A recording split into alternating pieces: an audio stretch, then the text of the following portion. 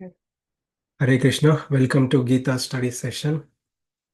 So we are in the 10th chapter of Bhagavad Gita. The 10th chapter is titled Vibhuti Yoga. And this 10th chapter coming from the Bhakti Yoga section of Bhagavad Gita. So I'll give a quick glimpse of Bhagavad Gita. I know we have a new participant, Apurvaji. So I'll give a quick high level overview of Bhagavad Gita, like overall Bhagavad Gita in 2 minutes. and so that she can catch up. And as always, I'll give an overview of the 10th chapter and we'll go into the deep discussions. Okay. So Bhagavad Gita consists of 18 chapters. First 5 chapters or first 6 chapters, Krishna talks about Karma Yoga. How one should live in this world, how one should work in this world. What should be our mindset while working in this world? So Krishna says one has to work as a selfless service to God without expectation of result. Be work focused and without getting attached to the result, being neutral to success or failure. So if a person works in that consciousness, one attains purification of mind, comes out of I and my zone, like ahankara mamakara. So Arjuna was on the battlefield, he was reluctant to do his duty. And Krishna says, you do your duty. Don't change your job profile. Don't change your job profile. Change your mindset while working in this world. Then you can attain purity of mind. Okay. And with that purification of mind, you can take the path of Ashtanga Yoga or Dhyana Yoga, or you can take the path of Bhakti Yoga. Ashtanga Yoga, Gnana Yoga process is little hard to practice. It takes many lifetimes to attain perfection. The path of Bhakti Yoga is so easy to practice, easy to attain perfection. For one to attain, for one to practice Bhakti Yoga, Krishna teaches this Bhakti Yoga section in the middle 6 chapters.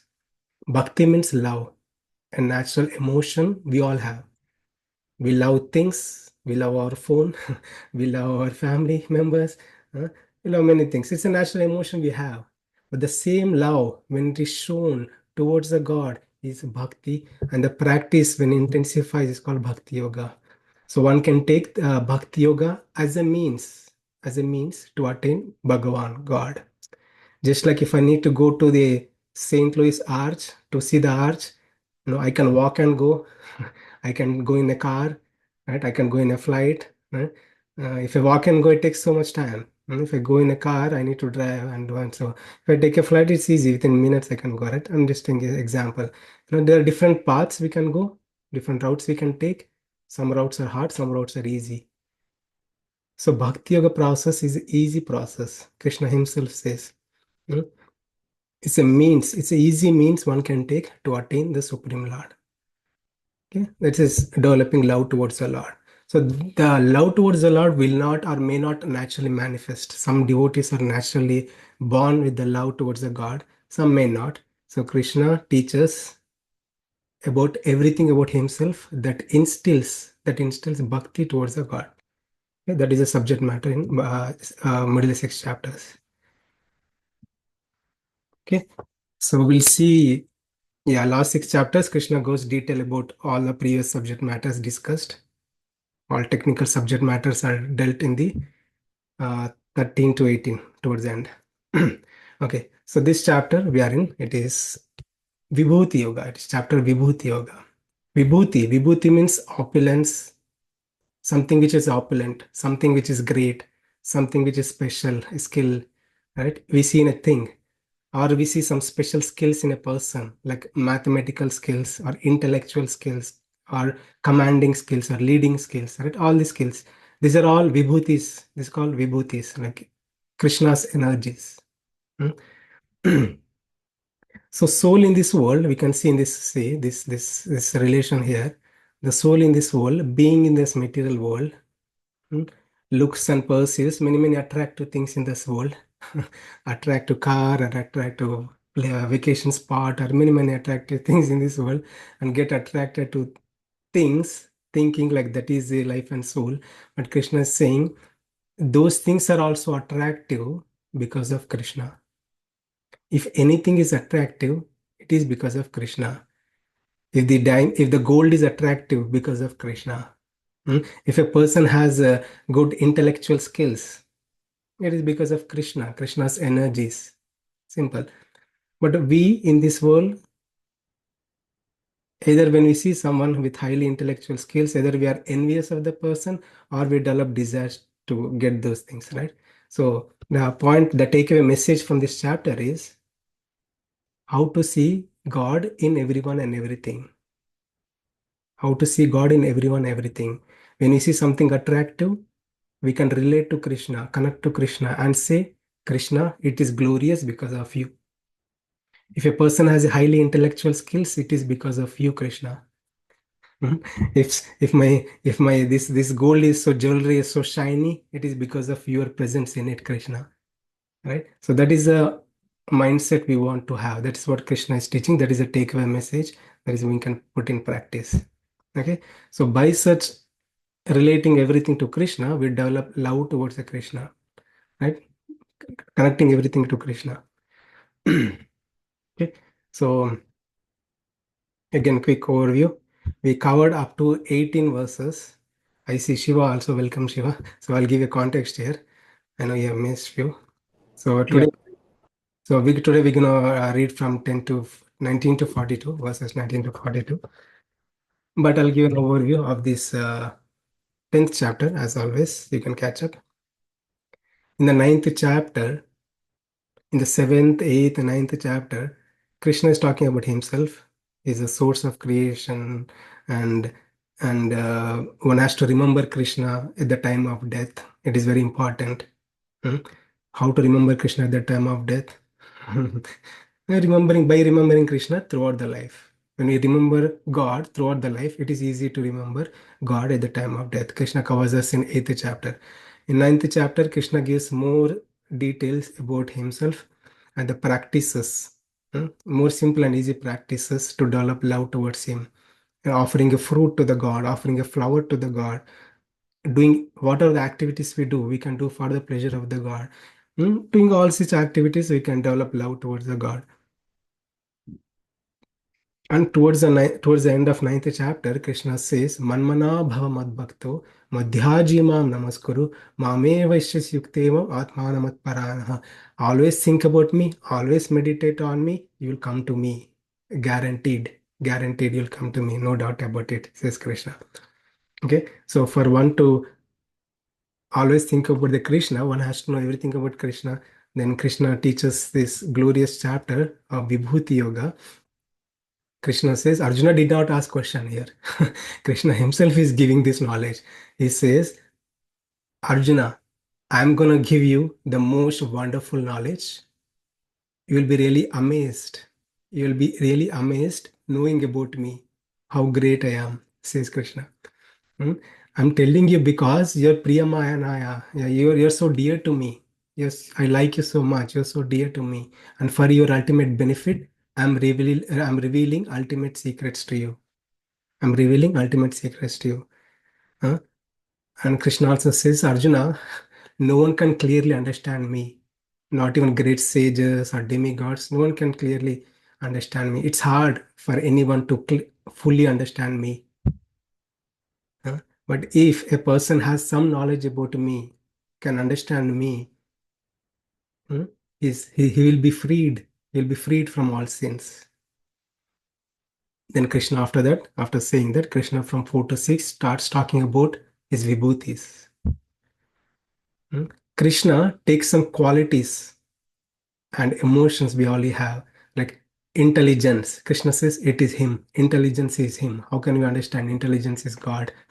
That is God's another energy. Hmm. If a person is highly intellect, it is because of God's energy, divine energies. Hmm. So one might say, why God picked that person? Why not me? The energy, being intellect, is the God's energy, right? Um, God could give to me, but it depends on individual's desires, individual efforts, and other things. God will give it to me also, like if I train and practice. Right? So the energy to think intellectually or intelligence, right? It's so-called intelligence. We know intelligence is right. So that is Krishna. And Krishna also takes some other examples like emotions, like happiness. Happiness is God's energies. Fearlessness is God's energies. And he listed big gives a big 20 number list of all his energies. And Krishna also says, Arjuna, you need to also understand one more thing. In the entire cosmic existence created from me, emanated from me, and it happened through Brahma, Lord Brahma. And from Brahma, seven sages and Manus, all the progenitors of the universe, they get manifested and they progenited the whole universe, populated the whole universe. Uh, If Brahma is able to function, it is because of me, says Krishna. These are Krishna's vibhutis, right? God's vibhutis, right? He resides as a super soul even in the Brahma, like Paramatma, even in the Brahma, and through Brahma, God creates. Hmm? So here, Krishna says, even though there are many great personalities, including Brahma, no one can clearly understand Arjuna. A person who can truly understand is the one who has love towards me, bhakti towards me. And Krishna teaches these beautiful shlokas from 8 to 11. This called essence of Bhagavad Gita. The core message of Bhagavad Gita is conveyed here. Chaturshloki Bhagavad Gita. अहम सर्वस्य प्रभो मत्तः सर्वं प्रवर्तते इति मत्वा भजन्ते मां बुधभाव समन्वितः. And Krishna says he's the source of everything. He's the origin of everything. Everything emanated from him. Everything manifested from him. Matta sarvam pravartate. Everything functions. Everything functions because of him. Example, a plant is functioning. It is because of him. Hmm? All the living entities are functioning in the various capacities or because of him. Water we see in this world, material thing, living being or non-living being, water is functioning in this world. It is because of him. If a person can truly relate, get that understanding and think about it, meditate on that aspect of Krishna, such a person develop love towards the Krishna. Iti matva bhajante mam bhuda bhava samanvitaha. One develops loving relationship with Krishna, appreciates Krishna with pure love and devotion. And Krishna also talk about such a devotee, what they do.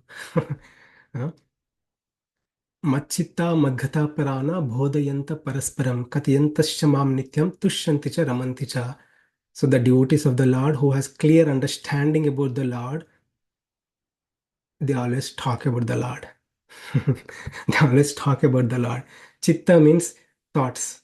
Chitta literally means thoughts. Thoughts in the mind. Their thoughts are all about Lord. Madgata prana. Prana means like their life and soul. They always depend on the Lord. They, they, they cannot think of being separated from the Lord. Huh?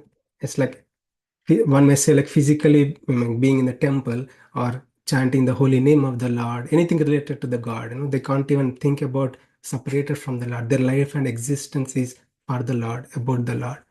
Majjitta Madgata Prana Bodhayanta Parasparam. They teach one another all about the Lord. The devotees talk about the Lord. Huh?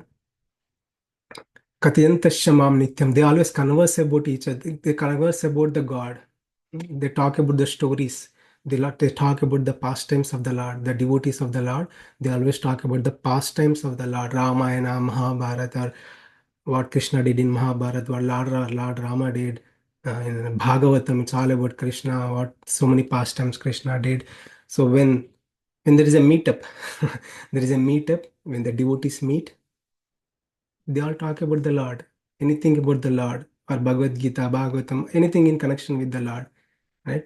Machitta Madgata Prana Bodhiyanta Parasparam in ninth verse. Beautiful verse Krishna says.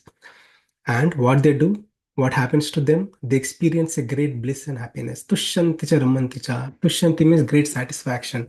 So just by hearing about the Lord, they'll get a great satisfaction. And just by hearing about the Lord, they'll get a great ecstasy, great bliss and ecstasy. just by thinking about the Lord. It's a practice. We can practice. And Tesham Satata Yuktanam. Now, if a devotee is so much connected to the Lord, what God will do? Or if a devotee is in the beginning stage, what God will do? We might ask a question, I love God. Will you love me, God? Or is just a one-side love? Is there a two-side love? Krishna says, don't worry, there is a two-side love. Tesham Satatayuktanam Bhajatam Purvakam Dadhami Buddhi Yogantam Enamami Payantite.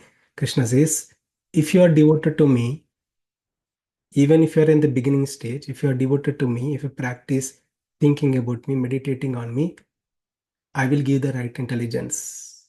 The Dhami Buddhi Yugantam, I'll give the right intelligence. I'll pave you the path. I'll pave the path for you to come towards me. Not just that, Krishna says in 11th verse, Tesham evanu kampardam aham ajnanajam tamaha nashyami atmabhavasya gnanadipena bhashvadaha. Krishna says, not just that, my devotees who are always immersed in me, I become the light in their heart. I become the lamp in their heart and I remove the darkness. The darkness they have accumulated from many, many lifetimes because of karma, many, many sins, all the negative, all the negativity, or lust, greed, anger, what are the emotions, all the negative emotions. Krishna says he becomes the light and he dissipates the darkness. And he removes all the sins. Those are obstacles to develop bhakti towards the Lord. Krishna says he will remove that. He himself will remove that. So we say, like, what I'm doing it to you, Krishna, would you do anything to me? Krishna says, yes, I can do this to you. I can help you to attain me. It's a beautiful 8 to 11 verses. Then after hearing all this, Arjuna glorifies Krishna. Param Brahma, Parandhama, Pavitram, Paramambhava. You are the Supreme Lord. I heard about you. All these things, whatever you have spoken from 7th, 8th, 9th chapter and 10th chapter till now.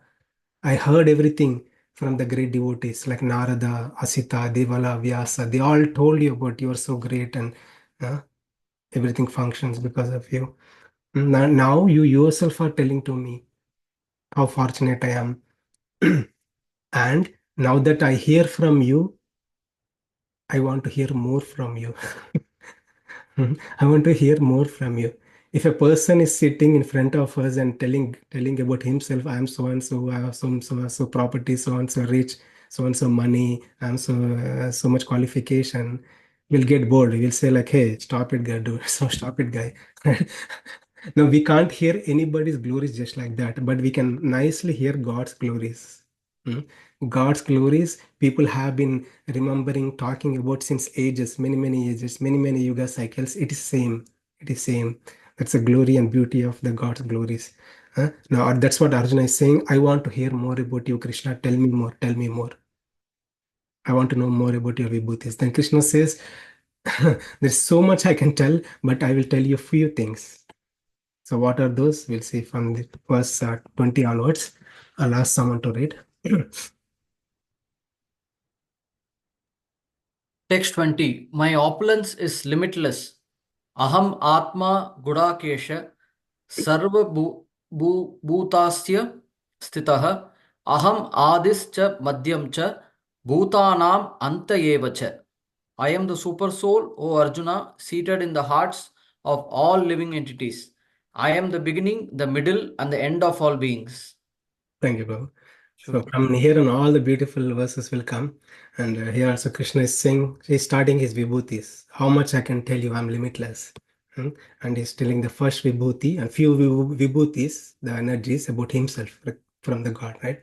So what he's saying, Aham Atma, Gudakesha. So here Krishna is calling Arjuna as Gudakesha. Gudaka means sleep. Isha means a controller of the sleep. It is not Lord of the sleep, a sober guy, no, slumber guy. What Krishna is saying is Gudaka Isha. He is the controller of the sleep. So controller of the sleep means like Arjuna. He's he in Mahabharata also he did not sleep and he was always prepared for the war. That is one reason. Another other perspective is enlightened one. Enlightened one. His ignorance, his sleepness, or tamoguna ignorance is removed because he's being enlightened by the God. Now Krishna is saying, "O Arjuna, Aham Atma. This is the first thing Krishna says, Aham Atma. Atma means usually we think soul, right? Soul. But Atma has many meanings. So Sanskrit, if you say one word has many meanings. It changes according to the context we use. Aham Atma. Atma here refers to super soul.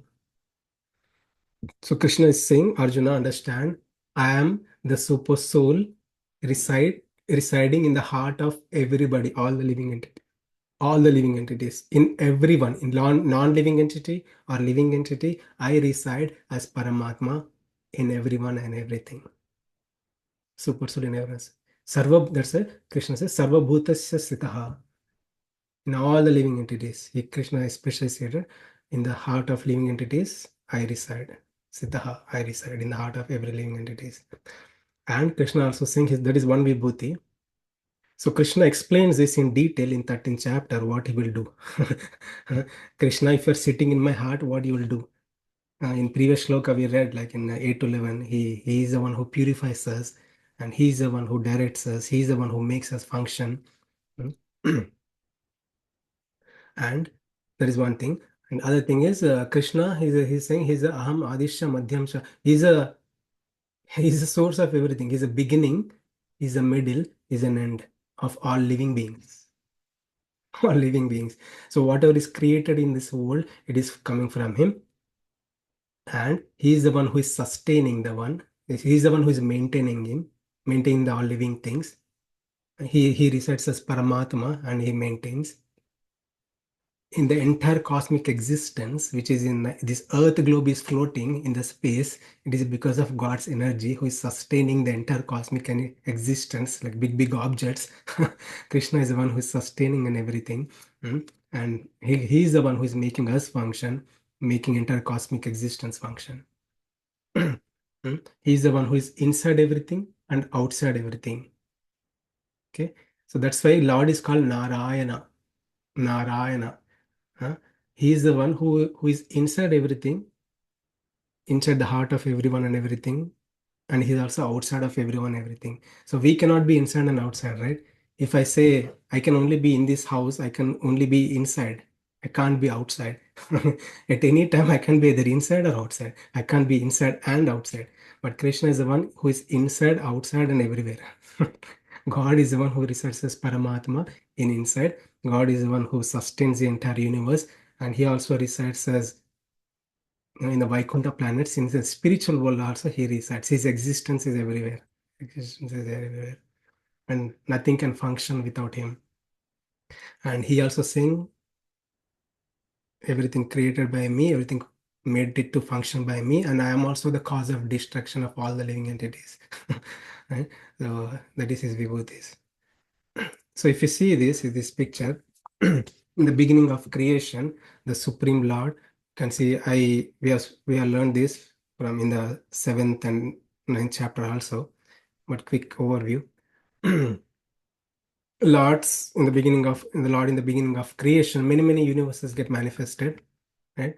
And Lord enters into each and every universe. You see many bubbles here. God enters into each and every universe. So science also says that universe is multiverse. It's not one, it's many. Science also says that. Or scriptures, Srimad Bhagavatam, all our scriptures, they say that universes are many, and the universe also cannot function by itself. God has to go and he has to make it to function. Like he resides as super soul. So just like my body, if I need to stand, my soul should exist. If my soul is out of my body, I'm nothing but a dead body. I may be called as a Ravi, but after my soul goes away from my body, I'll call a dead body. I'll not call as Ravi anymore. Right? So, right. So for this body to function, it has to function along with the soul. Right. So for this entire universe to function, it functions along with the Paramatma, Supreme Lord. Right. He is the one who maintains, sustains. And at the end of creation, we talked about various pralayas, various types of destructions in detail in previous chapters.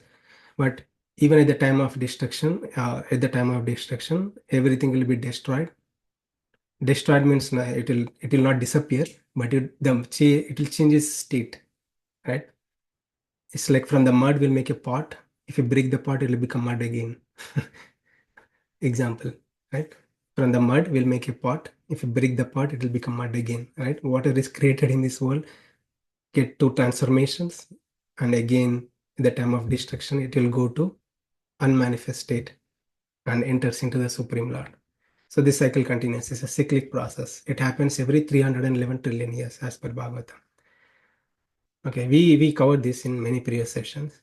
And the Lord also resides as Paramatma, super soul in everyone and everything, not just universe and in all the living beings. So that's why he's his source of that's his vibhuti, that's his energies. He's a source of creation, sustenance, and destruction of everyone and everything. So we'll move on. From here on, 21 to 39, Krishna talks about his vibhutis in detail. He gives examples. Examples. Okay. So the examples he gives is very poetic, very beautiful. Mhm. So what Krishna does is in all this set of shlokas, he takes a group. He takes a group and picks one prominent thing among the group. It could be group of items or group of people, and he picks one prominent thing or prominent person and says it is him. It is him.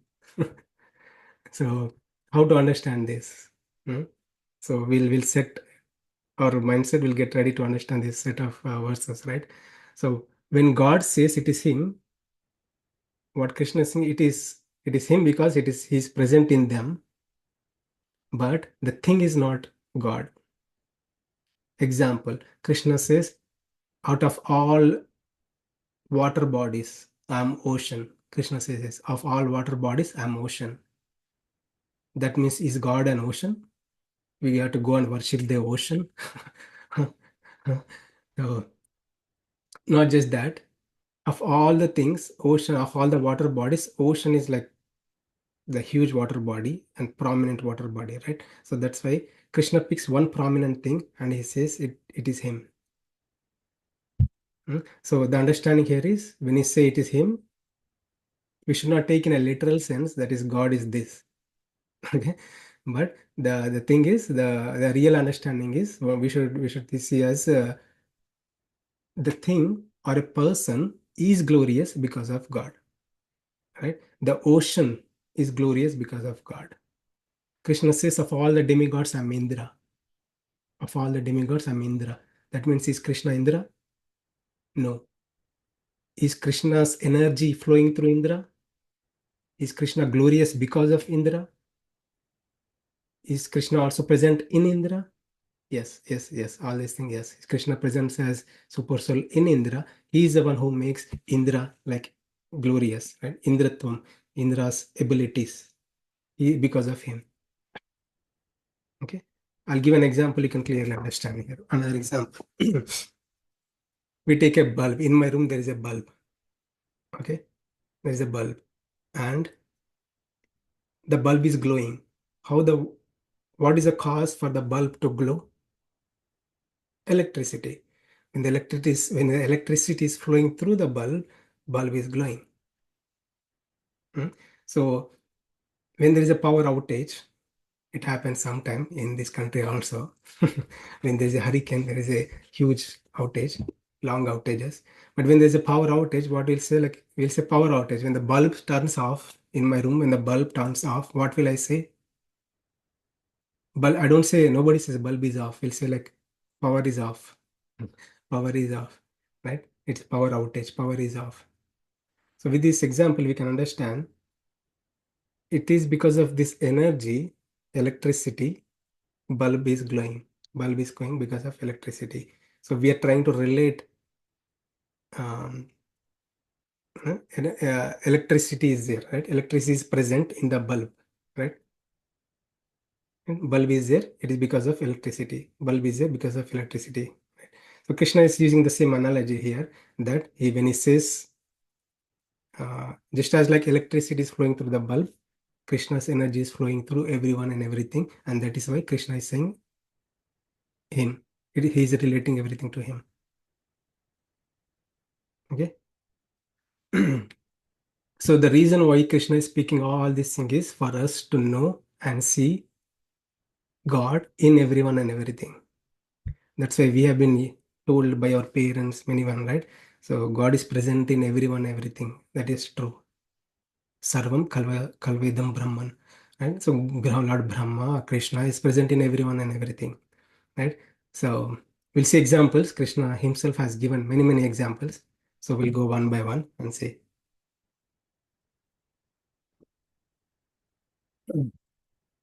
So these are the verses from 21 to 23, where Krishna says he takes a group. It's very poetic. All these are very nice. Okay.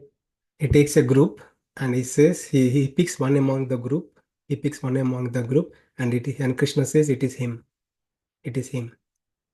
Right? So just like electricity is flowing into the bulb and bulb is known by electricity, bulb is recognized by electricity. When there is no electricity, bulb is waste, right? It's useless. Right? So bulb is glorious because of electricity. Huh? A prominent person among this group is glorious because of God. Simple. Right? So now let's see. Adityanam is a verse, chapter 10, verse number 21. Adityanam aham Vishnu. Aham Vishnu. Adityanam aham Vishnu. Of the Adityas, I am Vishnu. So who are the Adityas? We know Adityas, like some people name themselves as Adityas. Adityas. Aditya means sun god, sun god. Of the Adityas, Krishna is saying Adityas, like plural, right? That means there are many. There are Dwadasha Adityas, 12 Adityas. 12 Adityas. Hmm? 12 Adityas represent this different constellations of the sun. Right? So there are 12 Adityas in a 1 year. In a 1 year, there are 12 months. 1 year, 12 months. If you go to Vedic astrology, these 12 months are derived based on the different positions of the sun, different positions of the sun, various constellations of the sun, right? So that's how we got these 12 months, right? 12 months. And these different Adityas, different sun gods. Now we say the sun god is one, but sun god is 12. There are 12 people here. Okay. So different Adityas, they they rule for some time, like 1 month, 1 month, 1 month, 1 month, like one month, one person will be a leader, like that. Okay. So there are 12 months, 12 Adityas.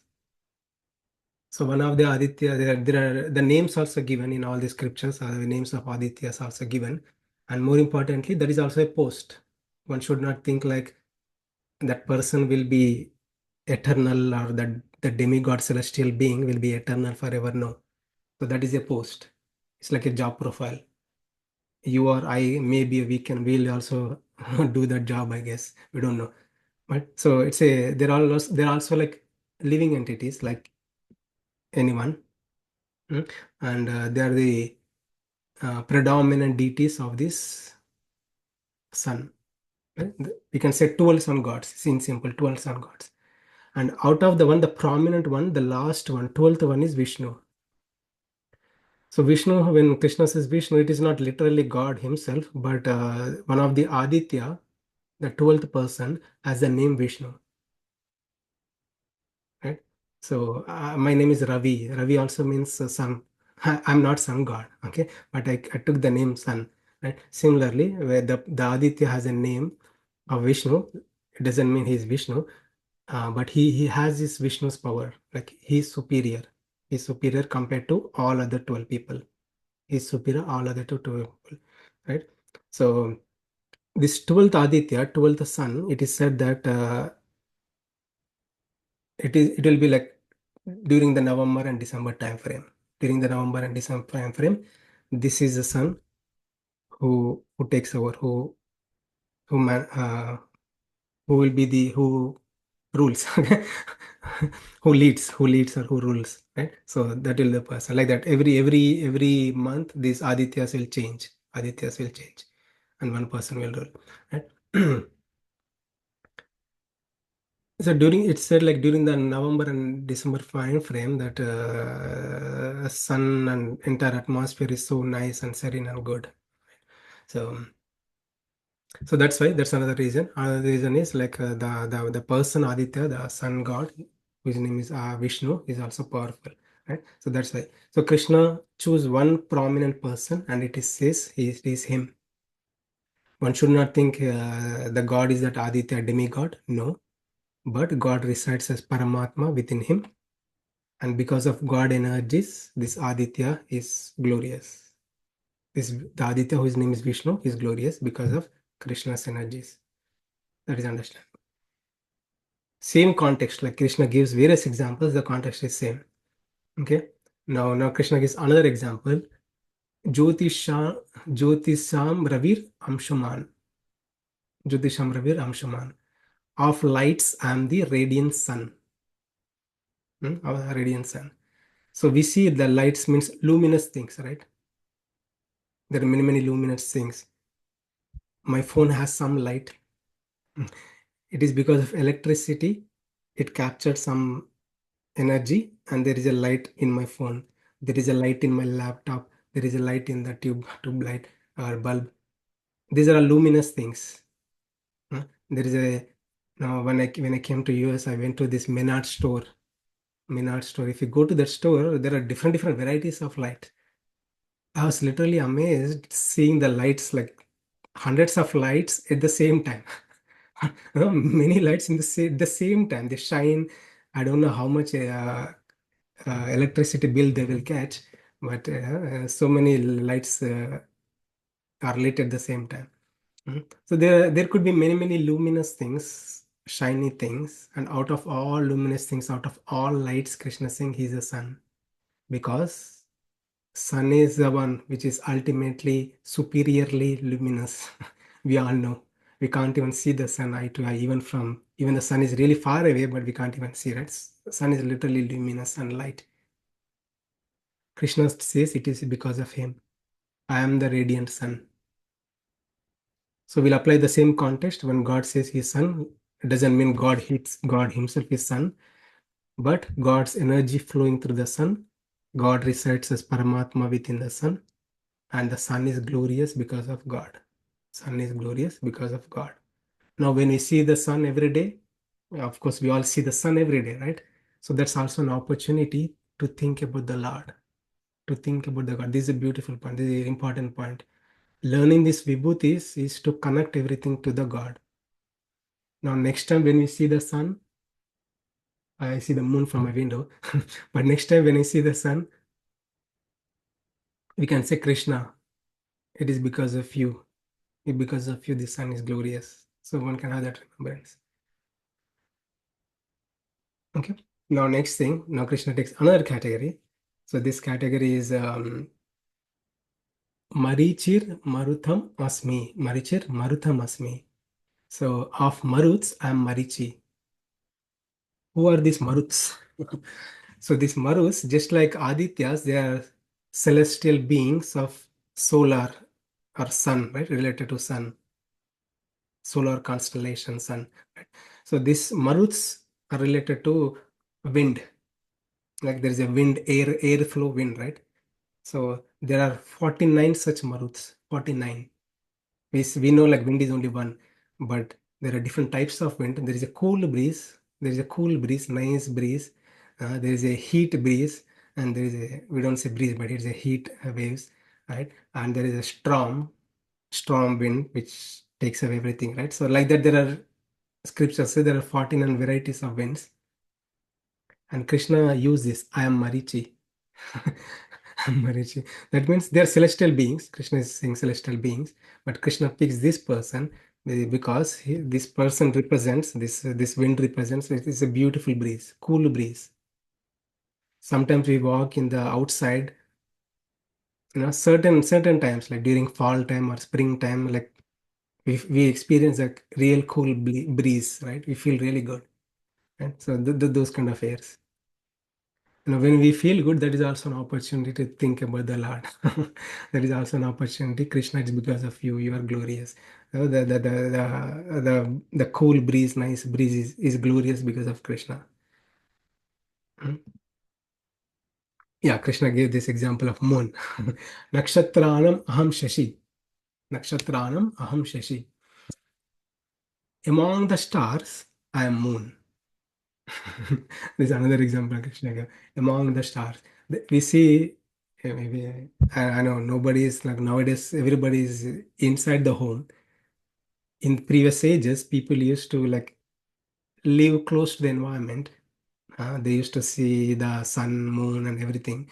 Now we are so busy with our lives, we don't even look at the sky, or we don't even look at the stars and moon. Right? Or sometimes when we go by or walk or drive to stores or something, on our way with from our car, we could see like nice beautiful moon. Right? We are close to the nature also. So, but moon is not a star. Moon is not a star. Krishna is saying, among the stars, I am moon. But moon is not a star, right? But why Krishna chose? For this reason. So, when you look at the sky, you know, so many stars, so many luminous things, natural luminous things. But moon is special. Moon is attractive. Even the moon is so beautiful, we don't even look at the stars, right? That is the thing. When the moon is beautiful, we'll just get attracted to the moon beauty. Sometimes the moon is like curvy and many shapes, right? So the point Krishna is saying, even in the moon, Krishna is present. It is because of God's energies, moon is glorious. The moon is glorious because of God energies. The takeaway message for is when I look at the moon next time, I remember Krishna. I remember the God. Oh Krishna, you are so beautiful. Now Krishna gives another example. So this is Vedanam Samavedosmi. Vedanam Samavedosmi. So what are Vedas? What are Vedas? Some background, right? So if you take religion, if you take a religion, right? So like Christianity, they follow a religion. That religion is based on the principles and practices which are given in Bible. For practitioners of Islam, it is based on the practices and principles given in Quran. For Sanatana Dharma, it is not a religion. It is not a religion. It is we talked about it in detail, but it is uh, eternal path of life or way of life. But yeah, in Sanatana Dharma, it is based on the principles and practices of Vedas. So many people say Hindus means Bhagavad Gita. Hindus means Bhagavad Gita. Uh, it's okay to say, but actually Sanatana Dharma is based on principles and practices of Vedas.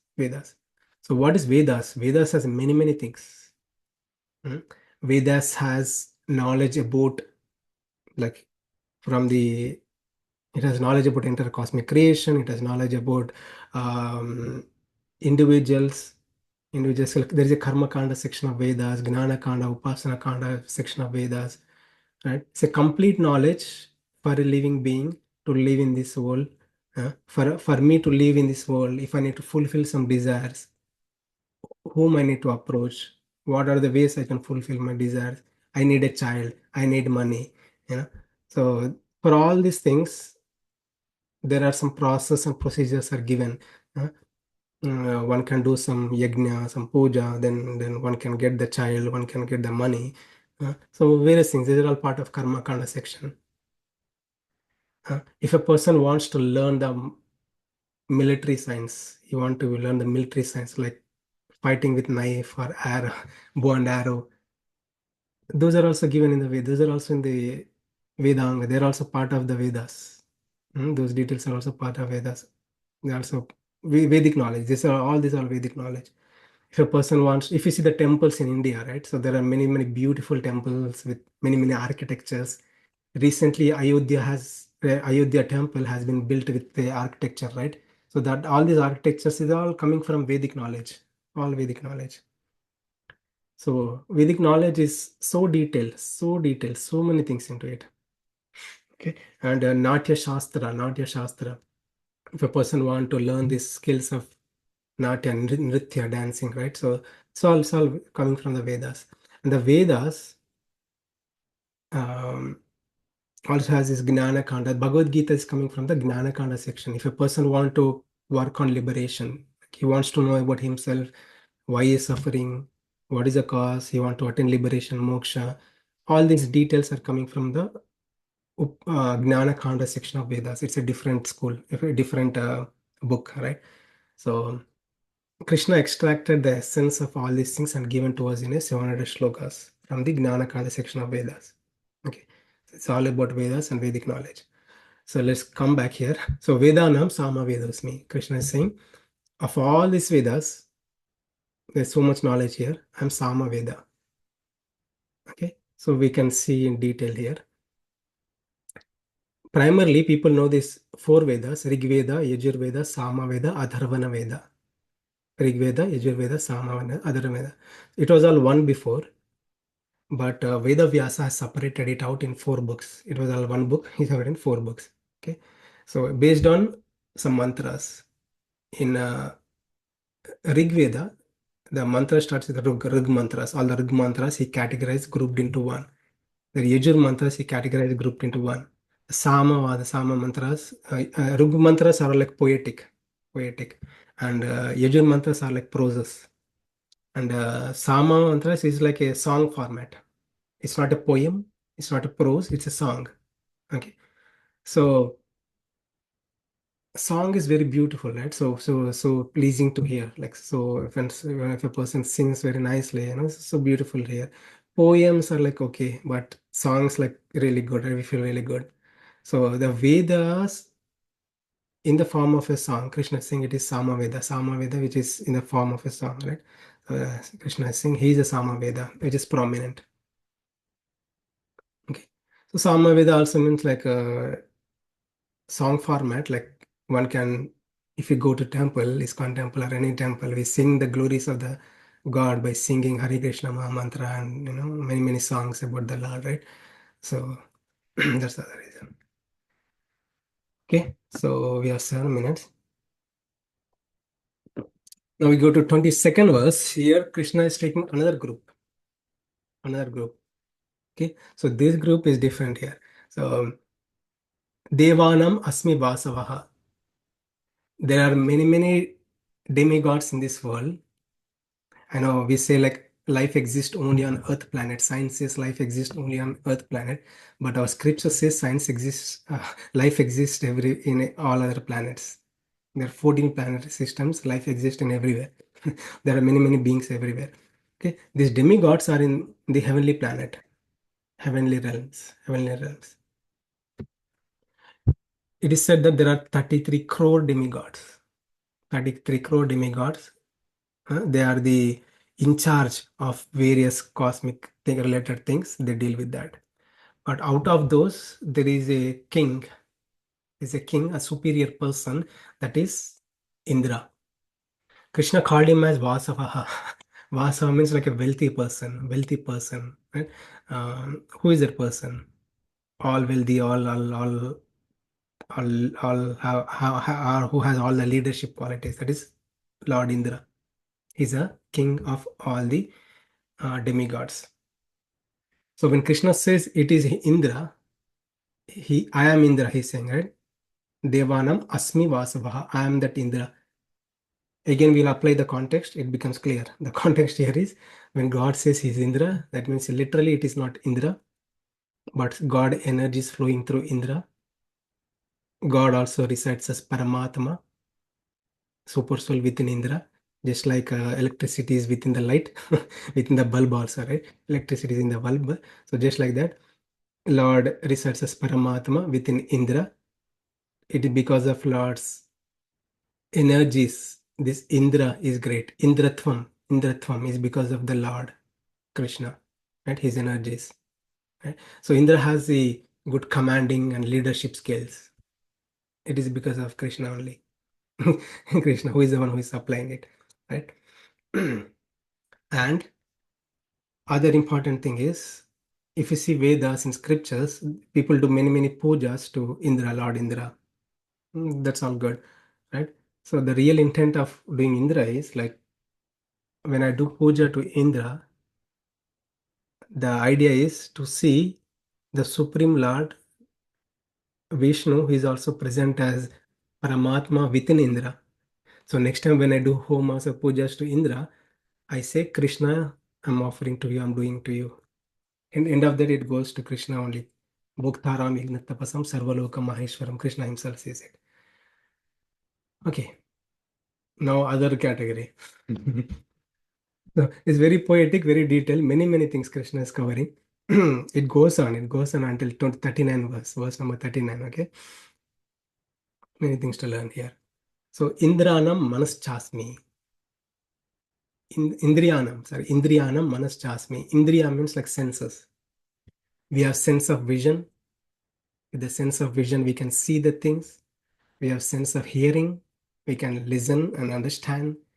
We have a sense of smell. We can smell it. We have sense of taste. We can taste it, and we have sense of touch and feel. All these are gnanendriyas. Knowledge acquiring senses, in English, knowledge acquiring senses. We can gain knowledge by looking at things. We can gain knowledge by hearing things. We can gain knowledge by tasting things. Even though I close my eyes, if I put honey on my tongue, I know it is honey. So I can gain knowledge by tasting thing also. So likewise, these are called gnanendriyas. These are all connected through the mind. Mind is we say like mind is a sixth sense, right? So it is because of mind. These are all functioning. They're all functioning. So what mind does? Three things: thinking, willing, and feeling. Thinking, willing, and feeling. When senses go and look at something like a nice phone, right, or nice car and some example, nice gold or whatever. And when senses go in contact with sense objects, what happens next? Immediately, the thoughts will appear in our mind. Wow, so nice phone. Or so wow, so nice TV. So nice vehicle. So nice attractive thing. So those thoughts will appear. This thought process, right? Through the mind. When senses contact with sense objects, thought will generate, and we'll get the willing feelings like I want it. The willing is I want it. Feeling I wish I had it. I can experience it, right? When it want to attain it and experience it. So thinking, willing, and feeling. So these things we get through this mind. And mind is so powerful. Arjuna himself says, we can control, I can control the wind. I can control the wind. I cannot control his mind. Because this mind is so powerful, always restless. It's so powerful. Literally, mind is so powerful. Who can say I can control the mind? Arjuna, great warrior, his concentration levels are so high, not like us. Huh? Um, when he was asked to shoot, when he was learning, when he was a child, he was asked by his teacher to shot the eye of the bird, shot the eye of the bird. Nobody could able to do that. But Arjuna would able to do that because he was fully focused, fully concentrated. Like his mind senses are fully controlled. Hmm? So when it's eye of the bird, it's not literal the eye of the bird, not literal bird. It's a toy bird. They do for practice.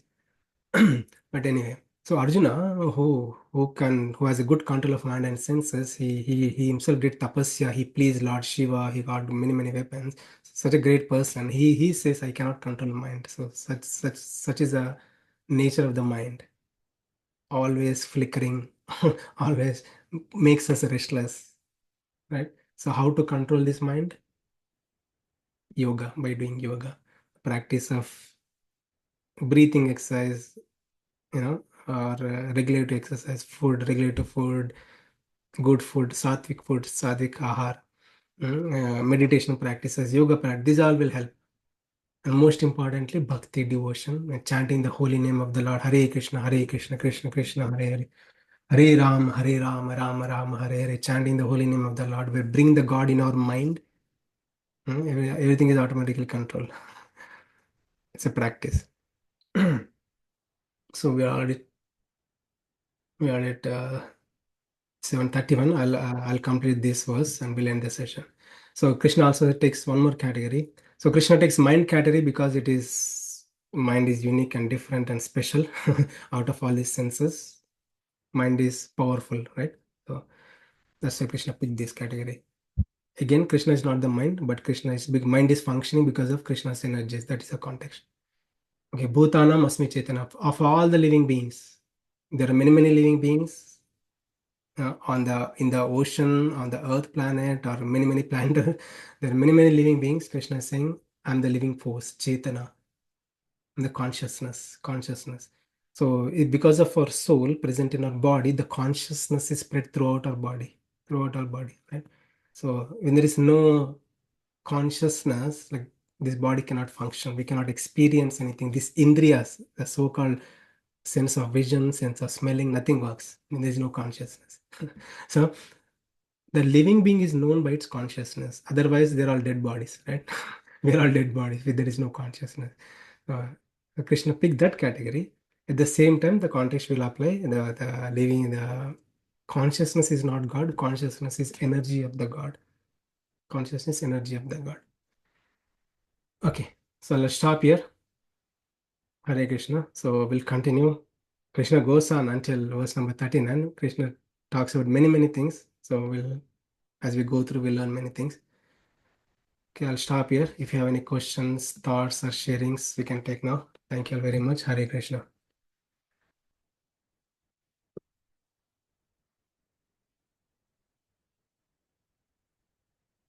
Stop the recording.